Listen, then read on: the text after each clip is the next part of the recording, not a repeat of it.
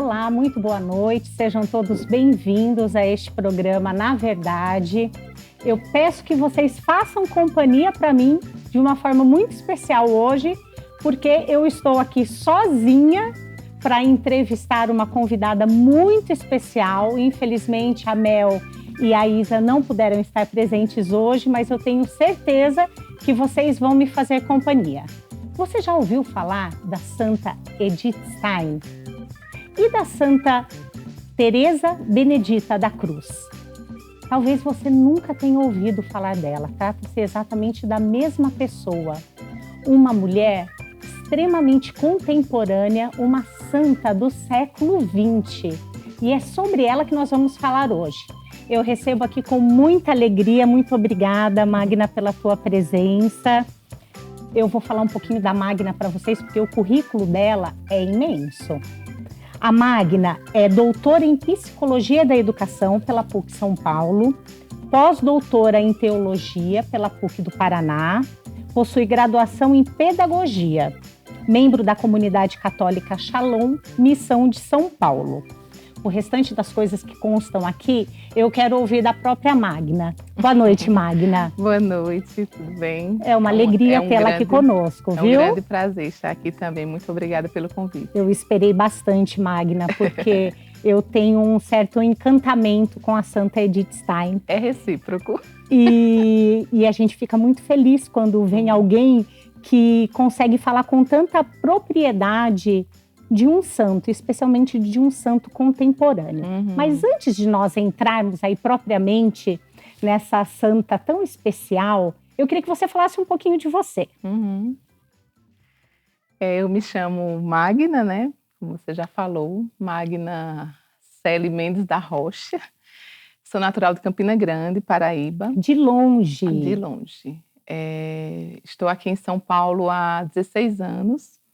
Vim para cá porque o meu filho mais velho teve câncer quando tinha 1 ano de idade, o André.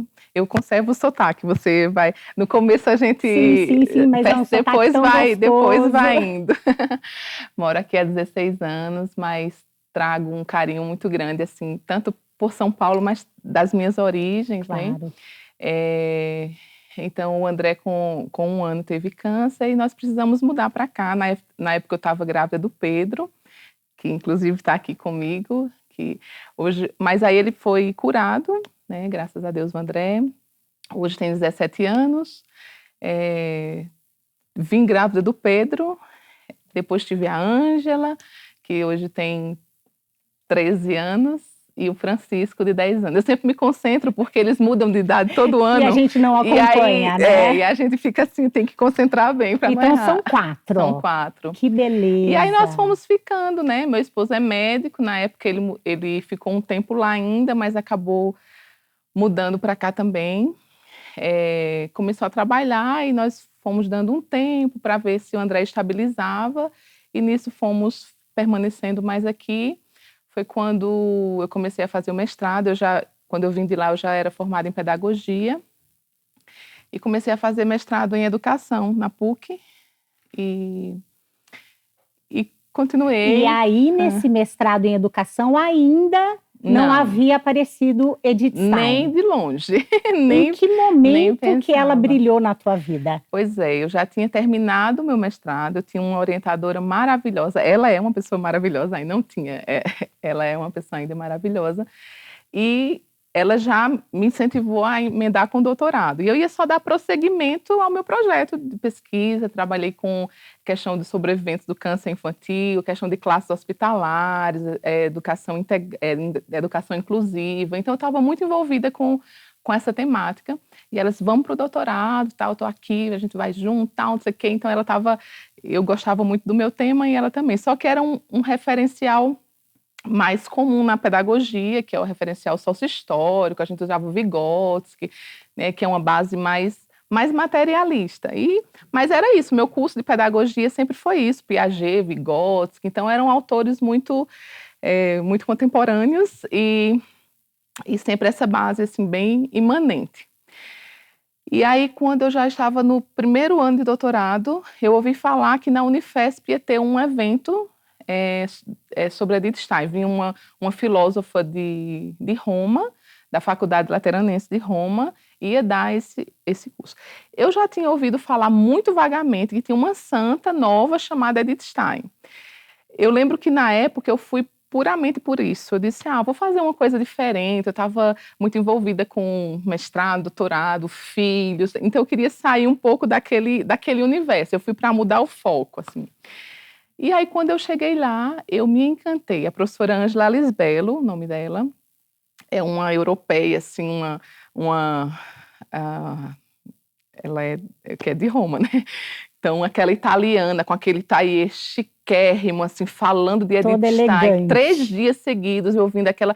Então, E só ela? Só ela lá, 3 dias de curso filosófico, assim, sobre a filósofa, porque Edith Stein é doutora em filosofia, a gente depois pode entrar na história dela, mas eu vi a filósofa Edith Stein. Aquela base antropológica maravilhosa, e eu disse, meu Deus, o que é isso? Quem é essa mulher? Um novo mundo se abriu.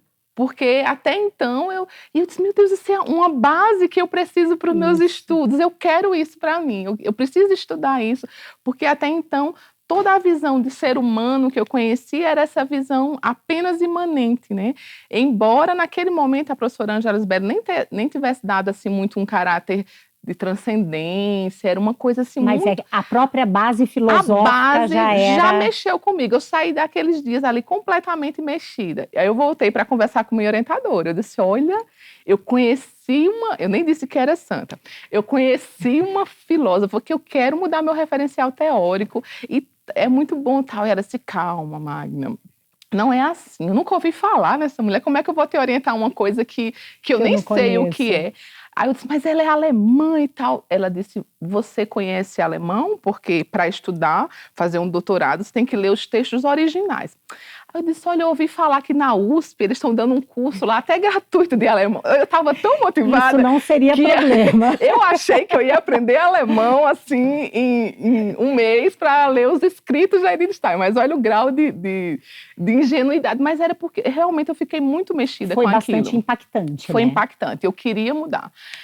E aí chegou um momento em que eu continuei um pouco ainda no meu referencial, mas eu não conseguia mais. Foi um negócio assim muito... Eu queria, mas eu não acreditava mais naquilo. Sabe aquela coisa que está fazendo? E eu dizia, mas não é isso. Eu posso estudar, eu posso fazer o projeto do jeito que está, mas está faltando alguma coisa aqui. E fiquei quase 1 ano nessa peleja, como a gente diria no Nordeste, essa peleja.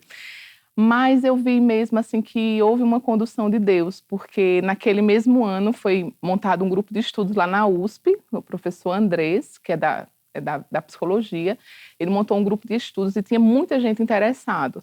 É um grupo de estudos em Edith Stein. Aí eu conversei com a minha orientadora, insisti mais um pouco e ela disse, olha, se você der conta da parte teórica, eu vou garantir a cientificidade do seu trabalho. Porque eu já sei que essa mulher é uma santa e você está querendo porque você é católica. Então, eu vou garantir que o seu trabalho seja acadêmico. Eu não quero uma beata aqui perto de mim, eu quero uma cientista. Então, garante a parte teórica que eu garanto a parte acadêmica. E a gente fez esse trato, eu disse, tá bom. E aí eu me envolvi com esse grupo de estudos e não faltava eventos. Começaram a surgir coisas assim, eu fui vendo que as portas foram se abrindo e eu fui conhecendo pessoas, né? Dizem que Edith Stein que escolhe as pessoas para estudar ela. Eu sempre achei isso meio pretensioso de dizer, nossa, Edith Stein me escolheu. Mas eu fui vendo sinais muito claros de que existia um desígnio mesmo de Deus ali, que as portas foram se abrindo, as pessoas foram vindo e foram sendo publicadas coisas que me ajudaram. Quando eu vi, foi. Então, em 2014, eu defendi minha tese. Em 2014. Isso. Com o tema O Sentido de Formação em Edith Stein, Fundamentos Teóricos para uma Educação Integral. Com base nela mesmo. Aí eu mudei totalmente, mudei o tema, mudei tudo. E aí eu fui estudar os escritos pedagógicos. Inclusive, hoje, eu assinei nem vou fazer muita propaganda, mas hoje, simbolicamente interessante. Agora que eu estou falando contigo, que eu assinei um contrato de publicação dessa tese, e a gente vai publicar esse ano ainda, porque assim, foi ficando meio escondido lá, inclusive tem disponível, enfim, as pessoas têm acesso. Mas assim, dá essa forma de livro, porque já foi feito e tal. E bonito. Eu acho que isso foi um presente dela também, estar aqui falando contigo. E você comentando, né, desse seu primeiro contato com Edith Stein, que foi através daquela filósofa. Professora Angela Lisdellum. Isso. A gente sabe, né, que quando a gente pensa em filosofia, em pensar o sentido da vida e de tudo, no momento em que a gente é bem conduzido nesse caminho de verdade, o impacto é muito grande. Na sua vida, quando você conheceu Edith Stein, qual foi, assim, efetivamente esse impacto ali? É esse impacto mesmo do encontro com a verdade. Acho isso bonito. O nome do programa é muito sugestivo, na verdade. A busca de Edith Stein era pela verdade, né? A grande busca que conduziu a vida dela foi essa busca pela verdade. Tanto que quando, na conversão dela, ela diz assim, eu encontrei a verdadeira fé, né? Então, é aquilo que ela realmente estava buscando há muito tempo. Mas essa busca pela verdade, inclusive ela diz que quem busca a verdade, mesmo que não tenha consciência, está buscando a Deus, né? Porque Deus é a verdade. Mas é essa beleza, quando você se encontra com aquela verdade, você diz, ninguém tira isso de você, você diz assim, não, isso é verdade, né? Deu aquela convicção, dá aquela convicção profunda. É algo como que te confere um divisor de águas. Confere ali, um divisor de águas, você chega num ponto que você é capaz até de dar a vida por aquela verdade, assim,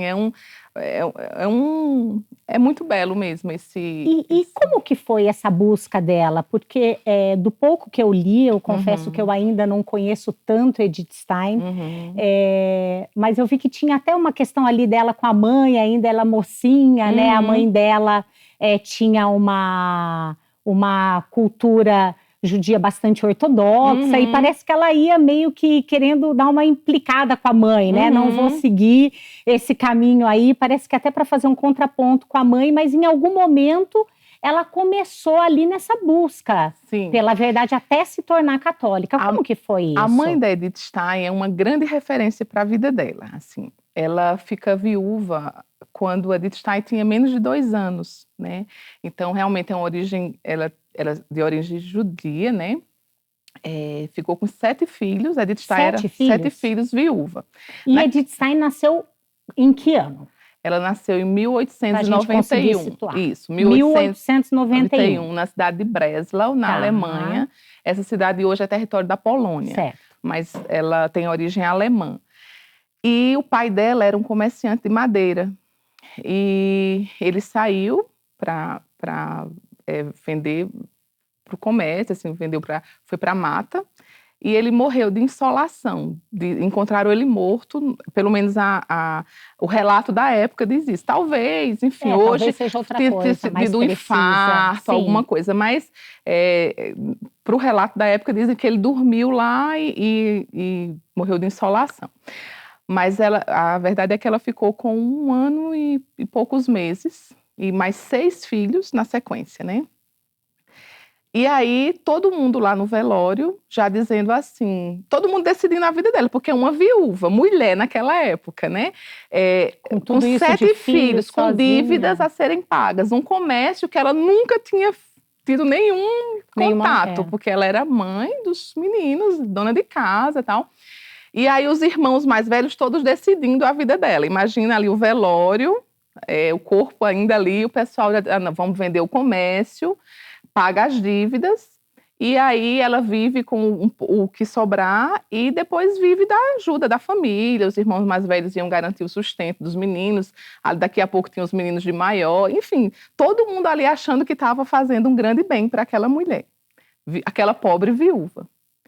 No meio daquilo tudo, ela toma a decisão, ela disse, nada disso, eu não vou vender o comércio, eu vou assumir o negócio do meu marido, eu vou trabalhar, vou sustentar meus filhos e não quero a ajuda de ninguém. Mulherzinha. Então, a gente já vê para quem ela puxou, né? Então, ela ali naquele momento de dor, ela não é que ela era orgulhosa, ela não queria viver, enfim, assim, eternamente da ajuda dos irmãos. Outros. Ela queria ter E, de fato, ela fez o negócio do marido prosperar. Colocou os meninos, os mais velhos, claro, para ajudar. O mais velho, acho que tinha 14, 15 anos, e eles foram crescendo. E se tornou uma grande comerciante de madeira da região.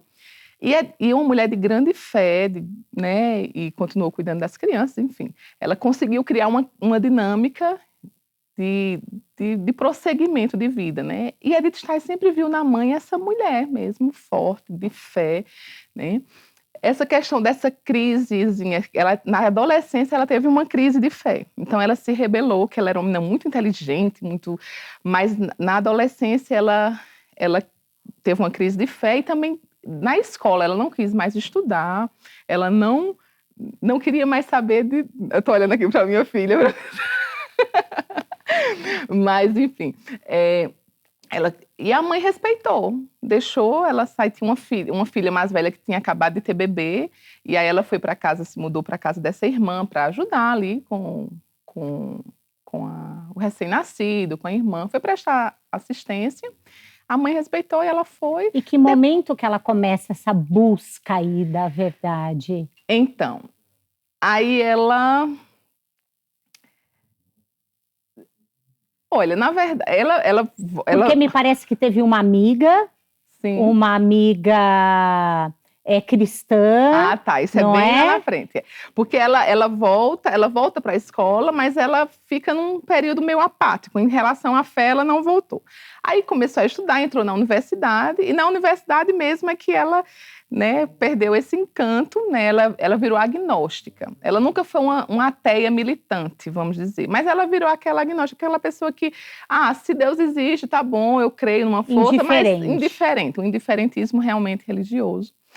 E aí ela se desencanta, no primeiro momento ela vai fazer psicologia, ela se desencanta com um caráter muito positivista, muito experimental da psicologia, que utilizava os mesmos critérios para estudar a natureza, os animais e o ser humano. Ela se desencanta e ela descobre que em Göttingen, que era uma outra cidade, existia um professor chamado Russell, né, que na época estava surgindo essa ciência nova que chamava fenomenologia, e ele tinha muito uma visão de ser humano bem diferente do que ela tinha visto na psicologia. Na verdade, ele é um dos grandes críticos dessa psicologia positivista e tudo mais, né? E aí ela ouve falar nisso e ela se muda para lá, com o apoio da mãe também. A mãe, não era comum uma mulher estudar, né? A universidade era bem raro. Isso nós estamos falando o quê? Mais ou menos 1920, será? 1920. Por aí? Deve ser, né? Não, antes ainda, porque ela termina o doutorado em 1917, 16. Então, ainda é um pouquinho antes, né? 1910, por aí, 12. E aí, quando ela vai para lá, ela entra nesse círculo fenomenológico, tá todo mundo muito envolvido. Era um círculo de cristãos, muitos amigos eram cristãos, mas isso era uma coisa que, naquele primeiro momento, não dizia muito. Só que em 1914 explode a Primeira Guerra Mundial. E ela vai servir como enfermeira. Os amigos praticamente todos se alistam e vão servir na Primeira Guerra. Ela já estava nesse período muito envolvida com os estudos.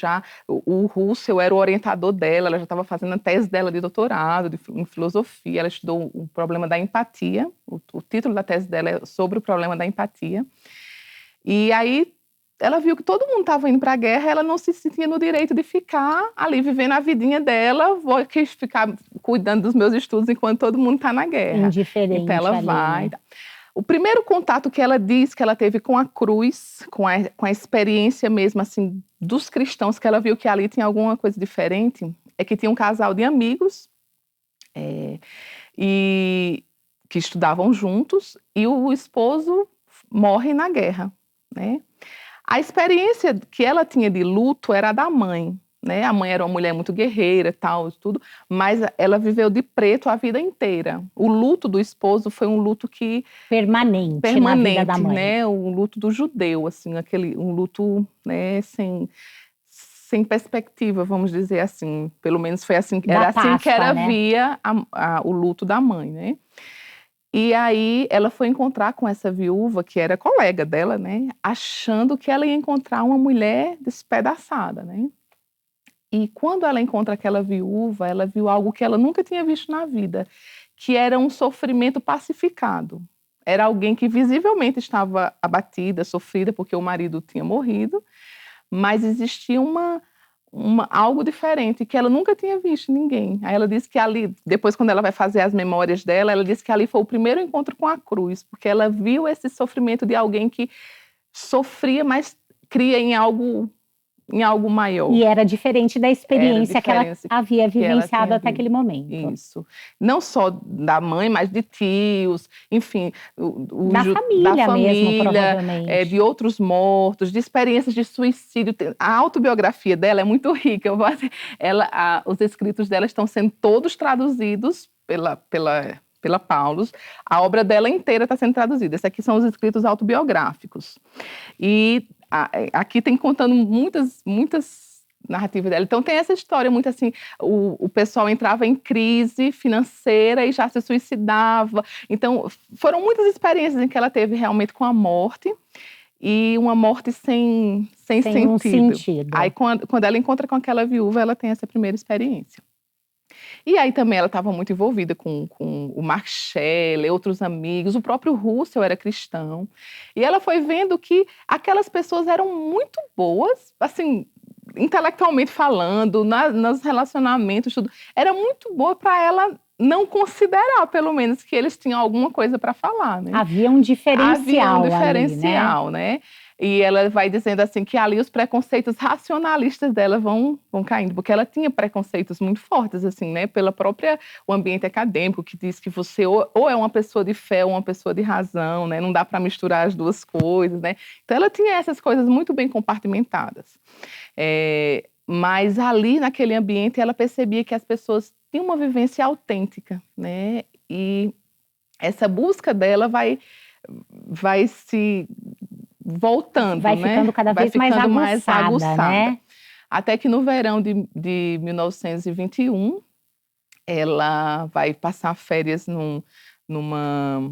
Ela tem contato, aí tem várias histórias de como chega nas mãos dela essa obra. Mas o livro. O livro, Mas tem várias histórias, mas finalmente o que diz é assim, ela leu o livro de Santa Teresa d'Ávila, né? Se foi nas férias, foi na casa de um, se foi na casa de outro, porque aí o pessoal gosta às vezes de polemizar isso. Mas o importante é que ela teve o contato com a obra de Santa Teresa, o livro da vida de Santa Teresa, a autobiografia.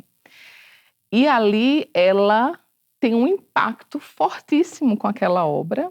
E aí é quando ela realmente diz assim, aqui está a verdade. Encontrei a verdade. Isso é muito forte, né? Forte. Na biografia dela. Isso, a mim me tocou quando eu li essa confissão dela, né? Isso mesmo.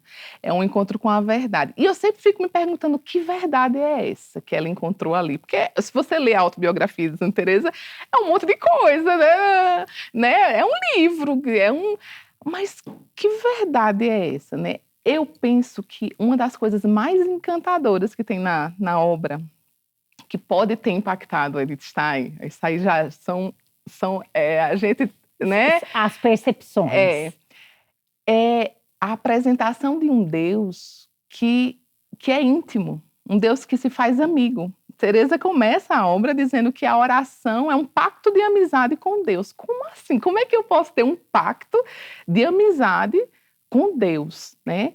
Lembrando que para os judeus a figura de Deus é uma figura assim muito...